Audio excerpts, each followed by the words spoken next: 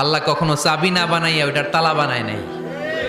কথা কন, তালাও যেহেতু আছে ওই তালার চাবিও বানিয়েছে কে? মা আনজালাল্লাহু দাআন ইল্লা আনজালাল্লাহু লাহু শিফা।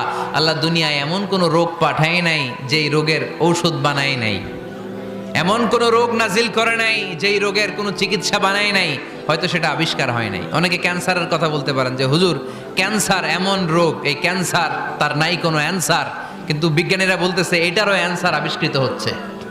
সুবহানাল্লাহ কইবেন না? কিছু কিছু ক্ষেত্রে হয়েও গিয়েছে। এজন্য দুঃখের পরেই আছে সুখ, কষ্টের পরেই আছে আনন্দ। এই দুনিয়াটাই এরকম, কষ্টের পরই আনন্দ। দেখবেন তারাবির নামাজ 20 রাকাত পড়তে কষ্ট লাগে না? কোমরে ব্যথা, হাঁটুতে ব্যথা, কিন্তু 20টা রাকাত যখন শেষ করে মসজিদ থেকে বের হই একটা আনন্দ আছে না নাই? কষ্ট করে পরীক্ষার জন্য প্রিপারেশন নিলেন আপনি কয়েক মাস, কিন্তু ফলাফল যখন ভালো হয়